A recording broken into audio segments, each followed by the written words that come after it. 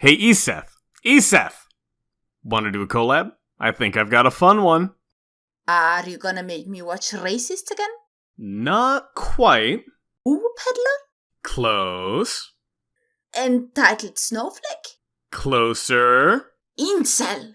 Even closer. Du din adress? Almost. Holier than thou with a special pronoun or title in their Twitter bio? In a sense, it was all of the above. We're responding to a Catholic priest.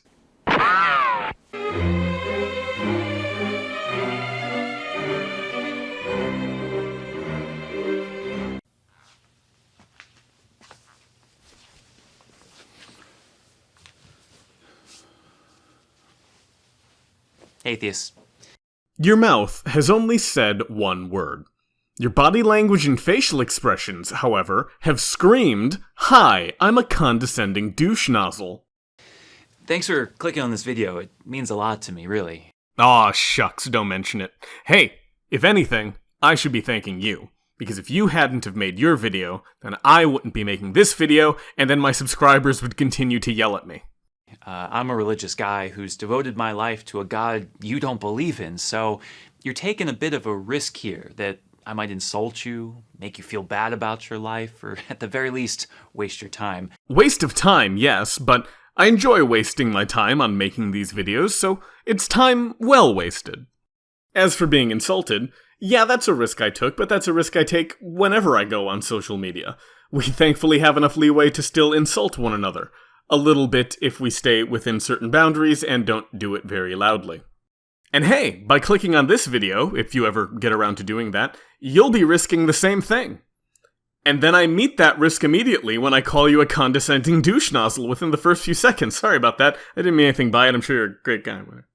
Now, in regards to making me feel bad about my life, not to question your skill at doing that, but I find it very unlikely that there's anything you can say within the span of this 10-minute video that 14 years of Catholic schooling hasn't well prepared me to hear. I really do appreciate it, and I hope not to do any of those things here. I'm pretty sure atheists who click on a video titled An Open Letter to Atheists from a Priest either expect that you might have a different belief that might insult them, or make them feel bad, or waste their time, or whatever, or they are not sober enough. In which case they wouldn't be sober enough to understand the apology either. Also, when you're trying to tackle an audience that is of an opposing side compared to yours, and you act as though they need a comfort blanket, that doesn't really show you in the best of lights. It may sound funny, or even in part be accurate, but it doesn't help your credibility. Nor would it particularly sway people on any sort of hypothetical fence. It usually has the contrary effect. Rather, I'd like to pose a question to you. It's a very simple question, in fact. It is more of an exhortation from me to you. This question is not meant to trick you or convert you. I don't have some super ingenious question that will somehow inspire faith in a deity, as much as I'd love to. I'd rather just like to challenge you. You say that you're an atheist, that you don't believe in gods, and I just want to know one thing. Are you a good one? The best. No one disbelieves in God better than I do. Not Dawkins, not Harris, not the 9-year-olds chained up in the basement of the Vatican, and they have a really good reason not to believe in God. That's how good of an atheist I am. Are you a good atheist? What does that even mean? Believing or not believing in something doesn't make you inherently anything other than a person who believes or doesn't believe. Is an atheist who doesn't believe there is a God from the deepest bottom of his heart a good atheist? Or is an atheist who doesn't think there is a God and doesn't really care all that much a bad atheist?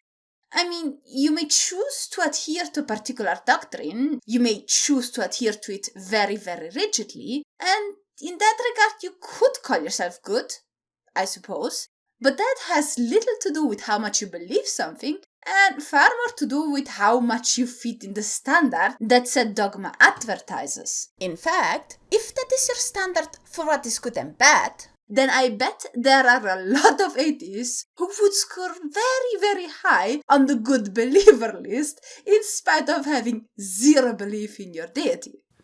It's a question that I ask with two things in mind. The first being related to morality.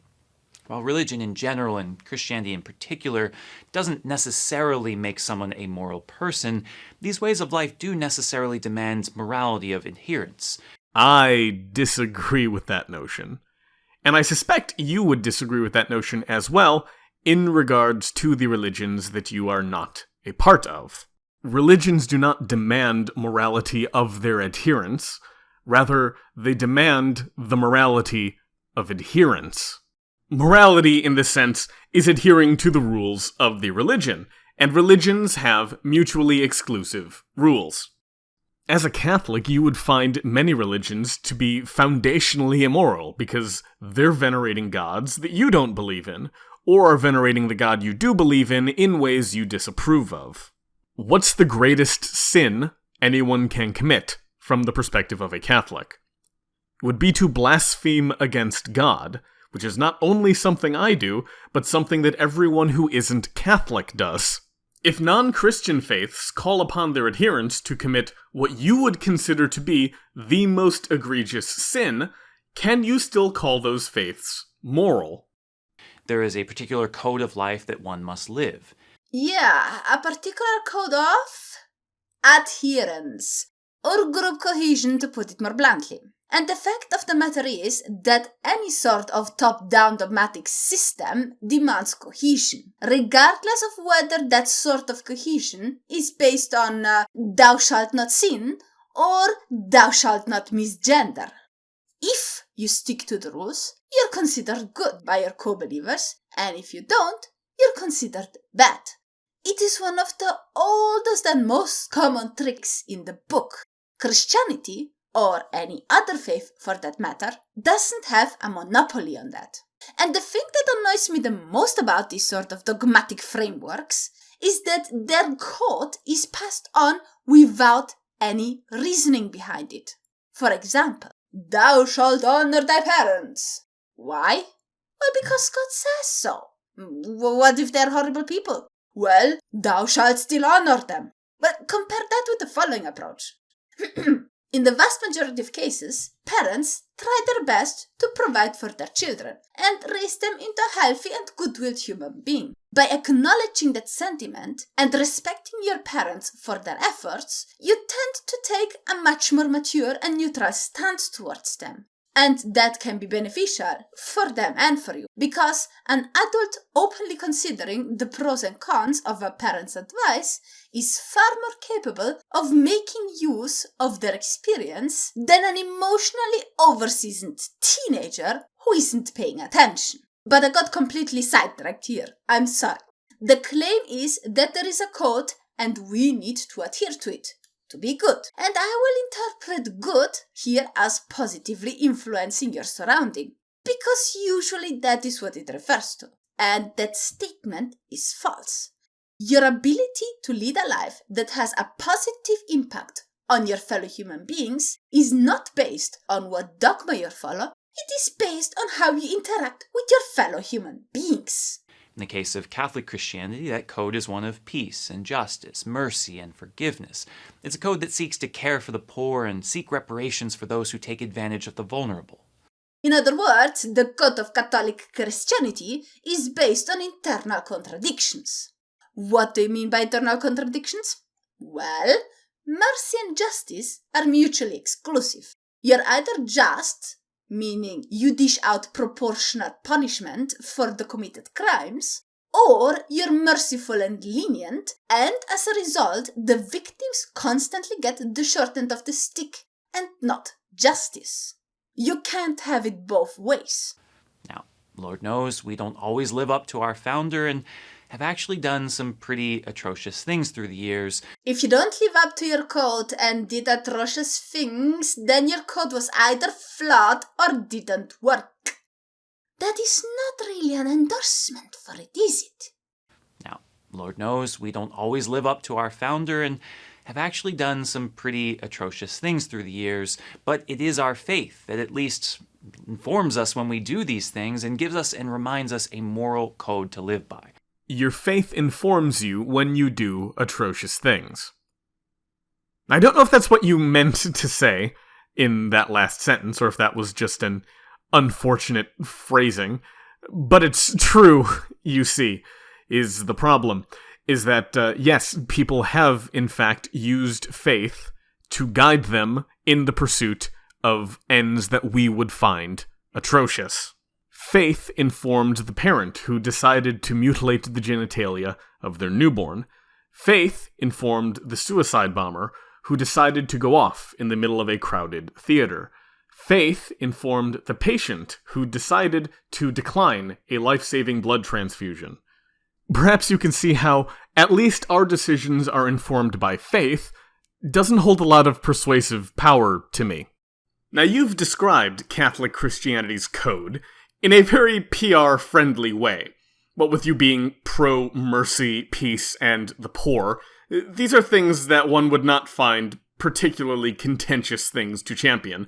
But I can't help but feel you are trying to slide in a bit too much when you claim to be pro-justice. As with many groups that advocate for various kinds of justice, Catholic justice has some contentious aspects to it that you have seemingly glossed over, including, but not limited to, the validity of substitutional atonement and the justifiability of eternal punishment. Reminds us that it's not an option. We must strive to be good people. Father, you're a Catholic. Immorality isn't just a mere option for you. It's the default. It's the constant. You were born immoral, everything you do is immoral, and it is only through the grace of God that you get the immorality scrubbed off of you. If I may direct your attention to the video you made directly after this one. A few years ago, I found myself struggling with a couple habitual sins. I went to confession each time and shared my sorrow. How many times can you really confess the same thing? At what point is God going to look at me and say, "You're abusing the sacrament, you're taking my grace for granted"? So, what did I do, you ask? I avoided the sacrament. I said to myself, I gotta get serious about this. I'm gonna prove it to God and myself that I'm committed to change, and so until I go a whole month without committing these sins, I'm just not gonna go back to confession. 9 months later, I finally got tired of failing and went back to confession. He said, "So, let me get this straight. You were struggling with sin, and you thought the best course of action was to stay away from the sacraments, to give less time to God? How'd that work out for you?" "Not well, Father. No, not well." You attempted to take responsibility for your actions and strive for self-betterment, and then gave up on that. And of course you did. Why wouldn't you? God's well of forgiveness is bottomless. Sinning limitlessly and unchangingly is an option in Catholicism, and the priests are aware of that. I wonder if that informs any of their behaviors. Now, as someone who doesn't have this foundation, who doesn't believe in a God or adhere to a religion, there is no superstructure making this demand on your life. No one telling you how to live in certain situations. Motherfucker, are you actually gonna make me say we live in a society? Alright, fine. No, I cannot live my life without regard to how it impacts others, because we live in a society. Society is the superstructure that makes demands on me and my behavior, and if I try to go against society, I will find that my quality of life drops drastically. Well, that is all true, Auntie, but I feel like there is more to say than that. Because while it is true that society has a massive impact on people's behavior, it does so in a very trial and error kind of way. You have to first make mistakes in order to be able to improve yourself, and improve yourself in order to grasp how it works. It doesn't necessarily supply a strategy or framework to apply when dealing with society. And I often have the impression that that is the reason why so many ex-believers get dragged into cults so easily after they left the first one. Preset rules and black and white groupthink are just easy and comforting for people who are used to them. But the reason why many atheists, especially the ones who were raised in a non-dogmatic household, have zero problems to go through life without such preset dogmas is because they have learned to extrapolate valuable principles from society all by themselves and are able to apply them appropriately. It's like a superpower. A think for yourself superpower. It's great. You really get addicted to it once you go into it. I swear. It's like sugar. Without a belief in an afterlife, there might be a feeling that all the world is futile, so what difference does it make? The difference it makes occurs during the time you're alive. And if you don't believe in an afterlife, that is in fact the only time you have. This, of course, does not need to be the case. Some of the world's greatest humanitarians, some of the most influential figures today promoting peace and justice efforts, are not adherents to a religion, but live morally out of a commitment to humanity, a recognition of our interconnectedness, an acknowledgement that there is something good in itself about loving one another, about sacrifice. Do you mean to tell me that I can be a good person and an atheist? Oh my god, that changes everything. I need to clear my calendar of all the murder and rape I had planned. And so I ask you, are you a good atheist? Even though there may be no eternal reward or punishment, even though you're free to do whatever you want. Yeah, but we're not, though. We cohabitate with millions of other people, all of whom comprise society. And society will select for behaviors it finds desirable, and select against behaviors it finds undesirable. It is a lot like evolution in that way. Another superstructure you have neglected to mention, but that also impacts what I want and how I behave. Whether or not I agree with the products of any particular society is neither here nor there. I'm only here to point out that I am not, as you say, free to do whatever I'd like. For example, in some parts of the world, namely the parts where religion is the society, I could not even freely be an atheist. I could be an atheist freely swinging from a lamppost, but that's not quite what I mean. While you might be stressing the importance of eternal rewards and punishments, religions understand the value of earthly incentives, and make no bones about employing those methods when those options are available to them. Do you choose the virtuous path that benefits not only you, but others? I hope so. The way you phrase it, it nearly sets up a false dichotomy. A dichotomy where you either have a virtuous moral code, or you're prone to just, go around and ransack and purge and whatnot. But the fact of the matter is that you have a massive amount of people who subscribe to such a dogma code, but then either ignore it or actively use it to cause damage to the people they disapprove of. And you have a massive amount of people who couldn't care less about dogmas, and they still do superb work for their community. So the code didn't really do all that much, by the looks of it. And you even admit that yourself. So what exactly are you trying to achieve with this question? What are you trying to tell us? Because so far, I just didn't get the memo. The world needs good atheists. Now, of course, the word good points to more than just a sense of morality. It also represents an evaluation of aptitude.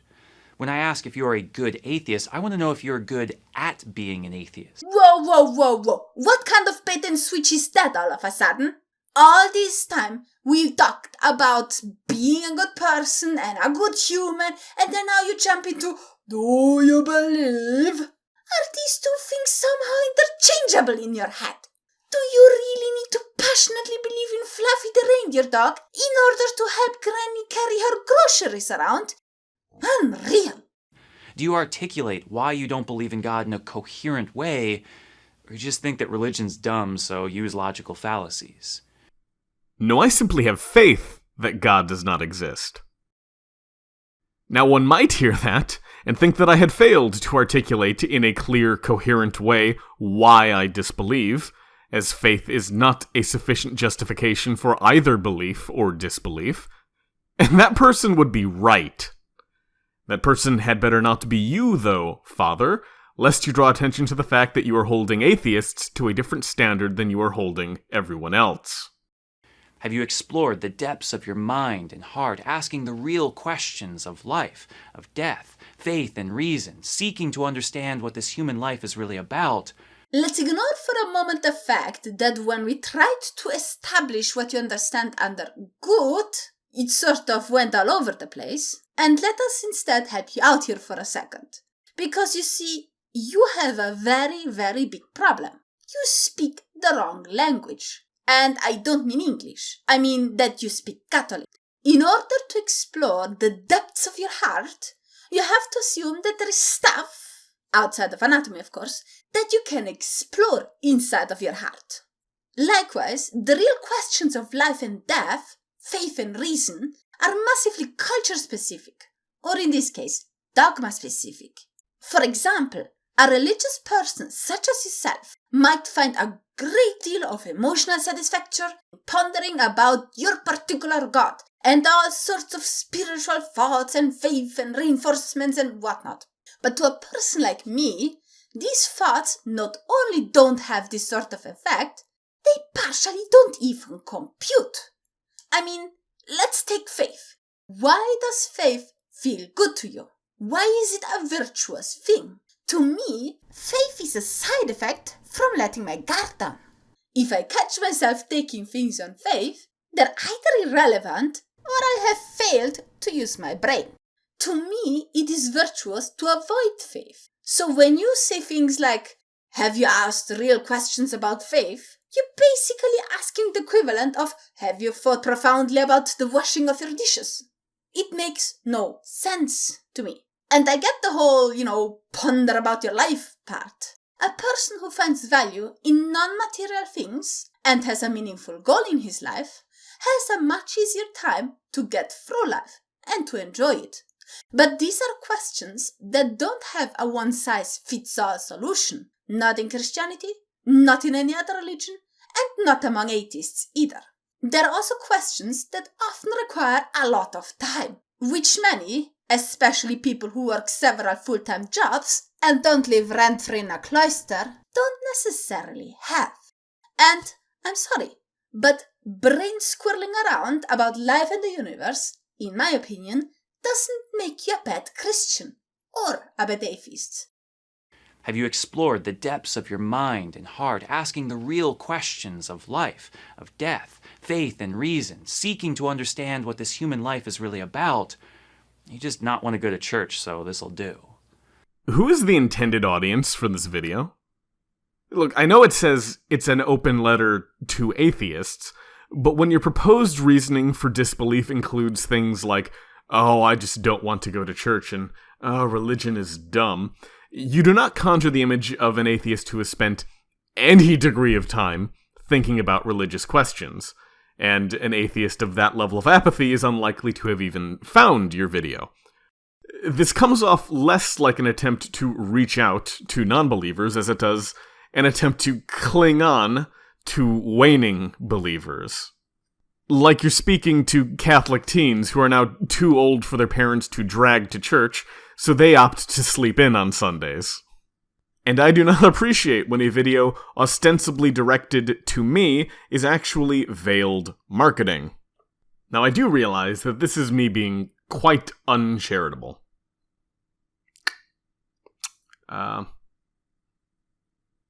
Yep, I realize it. I'm not apologizing or taking it back, but I do realize it. Have you read the critical atheist thinkers of history? People like Nietzsche, Sartre, Feuerbach, Heidegger, people who really ask the challenging questions, who pose thoughtful insights of the world. Or just stick with people like Richard Dawkins, people who provide great sound bites for the cause, yippee, but do little to add anything to the world other than strawman arguments and divisiveness. Whew, that was a close one. Man, I thought I gave up the high ground with my last comment, but man, you dived right into this pit with me. Now I don't need to feel bad. You can snipe at Dawkins all you'd like, but let's not pretend he hasn't provided any thoughtful insight to the world. The selfish gene is such an insight. Knowing the role genes play in how you behave and how you're made is a crucial component in understanding what this human life is really about, to paraphrase you. Whether you think he's a competent philosopher or atheist spokesperson is irrelevant. What he is a published author who has immeasurably expanded the public's understanding of evolution and microbiology. The thing that rubs me the wrongest about this is that somehow it implies that either of these people are necessary. You don't need Nietzsche to think that the credo in the Holy Trinity of Father, Son, and Holy Church is bonkers. And you don't need Dawkins to think that the Holy Trinity is bonkers either. Especially the Holy Church part in it. That one is just completely weird. Have you read for yourself the works of real theologians, people articulating our beliefs in the best way we know how? Karl Rahner, John Henry Newman, Joseph Ratzinger. Did you just say Ratzinger? Joseph Ratzinger. Not to be nitpicky, but don't you think that it is a bit weird that you were just taking a jab at Richard Dawkins for not being up to your standard, while you encourage people to read the scribblings of Ratzinger, you know, the Pope who was in the Hitler Youth, and conveniently resigned during an intriguing money disappearance investigation, and who was also accused for transferring to safety several priests who were under investigation for certain YouTube unfriendly misconduct concerning minor choir boys. I mean, don't get me wrong, you can read and like whatever you like, but I'm not sure Ratzinger is a smart PR move. Augustine of Hippo, Henri de Lubac? Or do you stick with the simplicity of evangelical pastors from some rural anti-intellectual church? I ask all of this not to be accusatory, at least not overly accusatory, but to simply challenge you to go deeper in your thought. Be accusatory all you like with me, priesty. But quite frankly, being accused of not reading the brain whirls that you believe show your faith in the best light is not much of an accusation. You see, if you want me to entertain your dogma, it's your job to present the sophisticated thoughts and arguments to advertise your dogma. It is not my job to do your job for you. Likewise, if I wanted to advertise my ideas to you, I would be the one who has to sway you, and not demand from you to read all sorts of weird books that I happen to find compelling. Simply declaring yourself an atheist and going about your life isn't enough, just as saying you're a Christian and never reading the Bible wouldn't be enough. Well, according to the rationality you just outlined, not even reading the Bible is enough to be a good Christian. You have a bunch of theologians you need to slug through before you can aptly call yourself a Christian. How many members of your congregation do you insist read all of these works before you can say their faith is justified? Moreover, I noticed that your list of theologians was rather sparse. You did not include Ramanuja, Al-Muwardi, L. Ron Hubbard, or Joseph Smith. You seem to be forgetting that there are religions other than Catholicism competing for people's attention. How can one consider themselves a good Christian if they haven't analyzed the works of Hinduism or Islam? If all you need to do to be a good Christian is read the Bible, it is comparatively easy to be a good Christian and not at all easy to be a good atheist.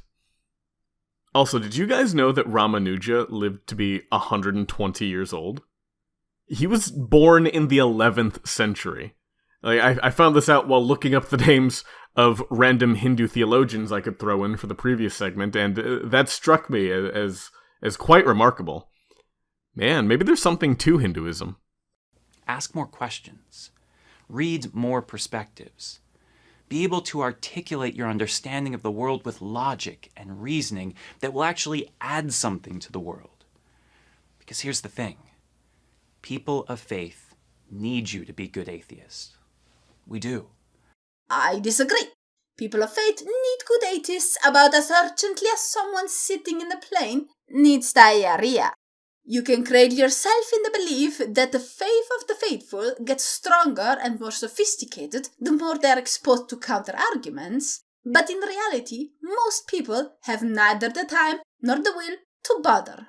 When exposed to an atheist, they get either riddled with doubts and then eventually see their world crumble in front of their eyes, or maybe they give it a second thought and then just don't bother again and move on with their lives without caring any further, because they have lives. The people who feel like their belief gets stronger by these sorts of exchanges are very, very few and far between. I also disagree with you on your add to the world idea. If you really want to add something to the world, then add something to the world. A scientist who develops an innovative system to make life easier adds something to the world. A farmer farming food that other people then can eat adds something to the world.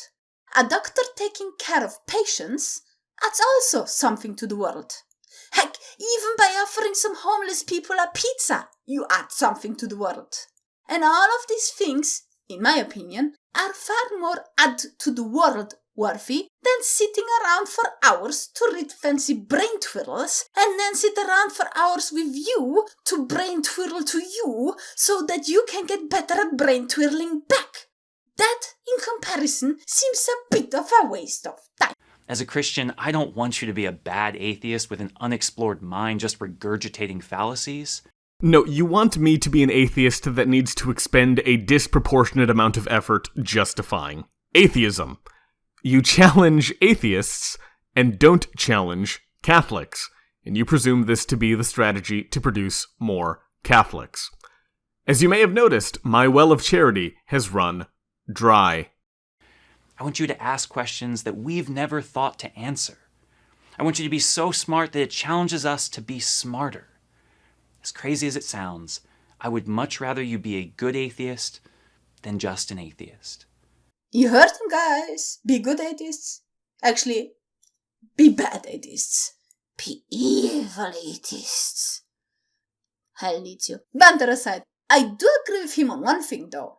It is better to be a person who thinks for himself rather than being the usual copy-paste person who gobbles up the arguments and ideas without actually giving it much thought or even understanding them.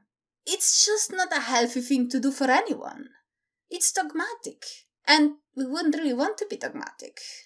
After all, we wouldn't want to look like believers, would we? And so that is my humble message to you, from one believer to a non-believer. We may not agree on much, but that doesn't mean that we don't need each other or can't learn something from one another. We do, and we can. Peace and good to you, Father Casey.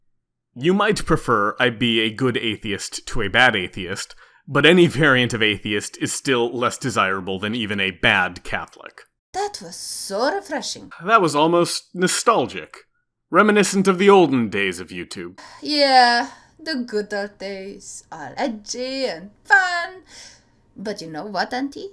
For as fun as this was, I don't think that this video quite hit the spot yet. We should try doing something a little different. That's so.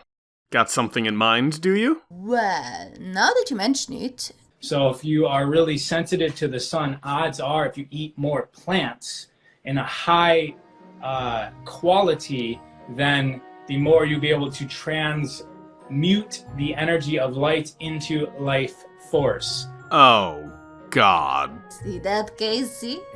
That's how you make Christians. Thank you all for watching. If you like this video, please give it a like and subscribe. And if you feel very naughty, why don't you share it around a bit? And see if there are other people who might like my content, who wanna be naughty with you. Or tell me in the comment section how much you agree that this friar shows too much skin in his hypersexualized 3/4 sleeves. Why not subscribe to the email list at list.logic.com and be one of the first to get the videos. You could also join my Discord channel or support me on Patreon, PayPal, or SUBCRIBESTAR. You should also definitely hop over to Anti-Sleeper's channel, follow him, and tell him he's a lazy son of questionable origins. I wish you all a great great evening. And I hope to see you soon.